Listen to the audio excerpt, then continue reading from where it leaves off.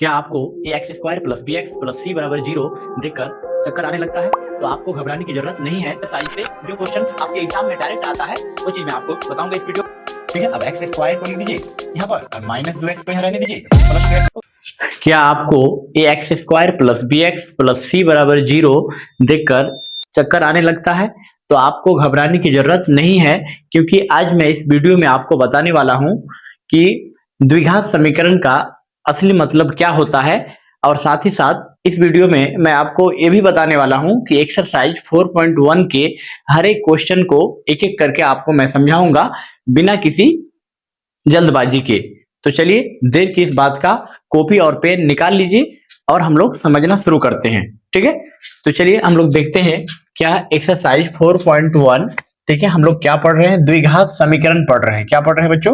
द्विघात समीकरण। ठीक है, एक क्लास 10th का है ना, चैप्टर नंबर 4 है। ठीक है, इसको इंग्लिश में क्वाड्रेटिक इक्वेशन कहते हैं। क्या कहते हैं? Quadratic equation. ठीक है, पहला क्वेश्चन को आज हम लोग समझेंगे कि जांच कीजिए कि क्या निम्न द्विघात समीकरण है। जांच करना है बच्चों कि निम्न द्विघात समीकरण है या नहीं है। तो इस क्वेश्चन को समझने से पहले है ना मेरे सुकूनों, इस क्वेश्चन को समझने से पहले हम लोग पहले थोड़ा बेसिक समझते हैं।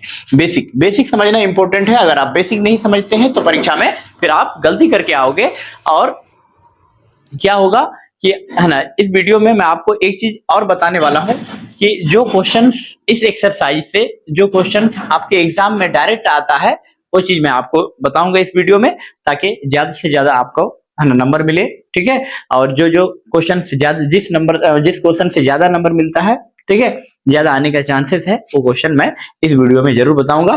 ठीक है, तो इस वीडियो को आपको लास्ट तक देखना चाहिए। तो चलिए हम लोग समझते हैं। देखिए, तो इसका बेसिक क्या होता है कि इसमें से हम लोग कैसे समझेंगे कि कौन द्विघात समीकरण है कौन नहीं है। तो देखो बच्चों, इसके लिए रूल क्या होता है कि सबसे पहले इसका व्यापक रूप को आपको याद रखना है। व्यापक रूप किसका? द्विघात समीकरण का व्यापक रूप होता है। जनरल फॉर्मूला क्या होता है बच्चों? A x square plus b x plus c बराबर 0। ये क्या है? व्यापक रूप है, मतलब जनरल फॉर्मूला है। ठीक है, कोई दिक्कत समझने में? अब यहाँ पर a x square plus b x plus c बराबर 0 हो गया, जहां ए का मान कभी भी 0 के बराबर नहीं होना चाहिए। ए का मान कभी भी 0 के बराबर नहीं होना चाहिए। क्यों सर जी? इसलिए क्योंकि ए का मान यदि 0 हो जाएगा प्यारे बच्चों, तो 0 गुना छुपा हुआ रहता है यहाँ, x square plus b x plus c बराबर 0 हो जाएगा। कोई भी संख्या को यदि 0 से गुना करते हैं बच्चों तो उसका मान 0 हो जाता है। क्या बचेगा? बी एक्स प्लस सी बचेगा बराबर 0। तो बी एक्स प्लस सी बराबर 0। तो इसका मतलब ये मेरा द्विघात समीकरण नहीं है। ठीक है, द्विघात समीकरण नहीं है, क्योंकि द्विघात समीकरण होने के लिए अधिकतम पावर है ना 2 होना चाहिए। ठीक है, क्या होना चाहिए बच्चों? देख रहे हैं, इसका घात 2 है ना, कम से कम घात 2 होना चाहिए। अगर घात 2 नहीं होगा तो द्विघात समीकरण नहीं होगा। कोई दिक्कत समझने में आप लोगों? ठीक है, तो ये है बच्चों, इस चीज को आपको समझना है। ए का मान कभी भी 0 नहीं होना चाहिए, और ए बी और सी अचर संख्या है। कैसा संख्या बच्चों? अचर संख्या है। कैसा संख्या है? अचर संख्या है। कैसा संख्या बच्चों? अचर संख्या, या फिर हम लोग इसको वास्तविक संख्या भी कह सकते हैं। कैसा संख्या कह सकते हैं? वास्तविक संख्या। मतलब ए का मान 0 के बराबर नहीं होना चाहिए, इतना बात आप याद रखिएगा। ठीक है, और ए बी सी एक वास्तविक संख्या है या अचर संख्या है। ठीक है, इतना चीज अगर आप याद रखते हैं बच्चों तो प्रश्नावली 4.1 आपसे उड़ जाएगा। क्या हो जाएगा? धुआं धुआं धुआं उड़ेगा। ठीक है, आपको कोई दिक्कत होगा ही नहीं कहीं। ठीक है, दिक्कत होगा ही नहीं। ठीक है, एकदम। इसके बाद आपको इस एक्सरसाइज में कुछ है ही नहीं, सिर्फ कैलकुलेशन है, वो मैं बताता हूं, आपको टेंशन नहीं लेना है। ठीक है, देखो। ठीक है, देखो, तो अभी हम लोग समझेंगे बच्चों x प्लस 1 का होल स्क्वायर बराबर 2 इंटू एक्स माइनस 3। इसको हम लोग कैसे समझे सॉल्व करेंगे? देखो, इसको a प्लस बी का होल स्क्वायर में तोड़ना, इसको a मानना, इसको b मानना। ठीक है, आप लोग तो जानते हैं a प्लस बी का होल स्क्वायर तो जानते करते हैं। अगर आप नहीं जानते हैं तो कमेंट में लिखिएगा कि सर मैं नहीं जानता हूं, मुझे बता दीजिए।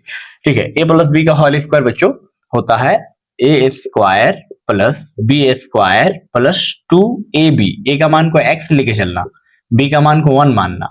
ठीक है, गुना लिख दीजिए बीच में, बराबर 2 को x से गुना करना तो 2x, फिर 2 को माइनस 3 से गुना करना तो 3 दूना 6, माइनस 6। क्या हो गया बच्चों? माइनस 6।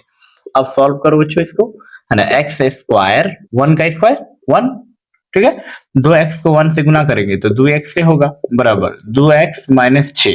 ठीक है, अब देखो बच्चों, एक्स स्क्वायर को रहने दो, 1 को रहने दो यहाँ पर, अब 2x और 2x दोनों तरफ यदि बराबर के दोनों तरफ सेम साइन होता है तो दोनों कट जाता है। कोई दिक्कत है ना? किसी को अगर दिक्कत है तो बोलिए, कमेंट कर सकते हैं, है ना? -6 इधर आकर क्या हो जाएगा प्यारे बच्चों? -6 इधर आकर है ना +6 हो जाएगा, बराबर 0 दे सकते हैं। अब देखो x² + 6 + 1 7 बराबर 0। ठीक है, अब बोलोगे सर द्विघात समीकरण है या नहीं है, कैसे पता करें? मैं बताता हूं आपको, मैं बताता हूं कैसे पता करना है। अभी अधिकतम पावर ट्रिक याद रखिएगा, ऑब्जेक्टिव में तो दिक्कत होगा, ये हर साल यहां से पूछा जाता है ऑब्जेक्टिव में। ठीक है मेरे सुकुनो, आप विश्वास कीजिए मेरे ऊपर। ठीक है, ये हर साल यहां से क्वेश्चन पूछा जाता है परीक्षा में। ठीक है, x² + 7 बराबर 0। तो यदि घात 2 आ गया बच्चों तो समझ जाइए द्विघात समीकरण है, घात 2 होना चाहिए। ठीक है, इसका मतलब अतः यह द्विघात समीकरण है। ठीक है, आंसर में हाँ दिया है, आप आंसर मैच कर सकते हैं। हाँ ठीक, द्विघात समीकरण है। क्वेश्चन में क्या बोला था कि जांच कीजिए कि द्विघात समीकरण है कि नहीं है, तो लिखेंगे अतः यह द्विघात समीकरण है। ठीक है, हाँ आंसर होगा। अब आते हैं, किसी को कोई डाउट है बच्चों तो कमेंट कर सकते हैं। हम लोग क्वेश्चन नंबर 2 समझते हैं। क्वेश्चन नंबर 2 इसी प्रकार बनेगा, इसमें कुछ भारी है नहीं। ठीक है, देखो x² को रहने देना, -2x लिख देना। अब इसको सॉल्व करो, यहाँ गुना छुपा रहता है। -2 को 3 से गुना करेंगे तो क्या हो जाएगा? 3 दूना 6, माइनस गुना प्लस, माइनस यहाँ प्लस छुपा रहता है, 3 दूना 6 -6 होगा। अब फिर इसी -2 को -x से गुना करो तो माइनस गुना माइनस प्लस हो जाएगा। अब 2 को x से गुना करेंगे तो 2x हो जाएगा। कोई दिक्कत? उम्मीद करते हैं आपको कोई दिक्कत नहीं हुआ होगा। ठीक है, अब x² को लिख दीजिए यहाँ पर, और -2x को यहाँ रहने दीजिए, +2x को इधर कर दीजिए, बस बराबर सीधा है। तो -2x, -6 को इधर ले आइए, +6 हो जाएगा, बराबर 0। एक तरफ कर दिए, कोई दिक्कत है ना? अब हम लोग देखेंगे बच्चों, x² -2x को जोड़ेंगे तो 2x 4x, माइनस में आएगा क्योंकि दोनों माइनस में है, इसलिए बराबर +6 बराबर 0। ये द्विघात समीकरण है कि नहीं है सर, हम कैसे समझेंगे, है ना? मैं बताता हूं कैसे समझना है आपको, क्योंकि यहाँ पर अधिकतम मतलब पावर 2 आ गया। ठीक है, बीच में आप बोलोगे सर आप तो ax² + bx + c बराबर 0 ऐसा फॉर्मूला बताए थे, यहाँ तो माइनस है यहाँ प्लस है।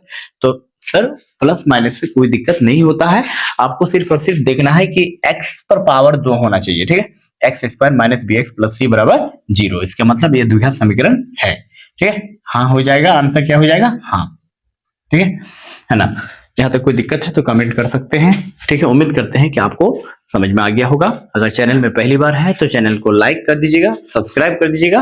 ठीक है, बेल आइकन प्रेस कर दीजिएगा ताकि कोई भी वीडियो डालेंगे सबसे पहले आप तक पहुंचेगा। इस चैनल के माध्यम से क्लास 10th का है ना पूरी तैयारी कराया जाता है। ठीक है, कोई दिक्कत? आप किसी भी बोर्ड के हैं, इस वीडियो को आप देख सकते हैं, किसी भी बोर्ड से तैयारी कर रहे हैं, एनसीईआरटी फुल पढ़ाया जाता है। ठीक है, मैथ साइंस मतलब ऑल सब्जेक्ट का तैयारी कराया जाता है। ठीक है, तो दोस्तों आज का वीडियो यहीं तक रहने देते हैं, फिर अगले किसी वीडियो में हम लोग मिलते हैं।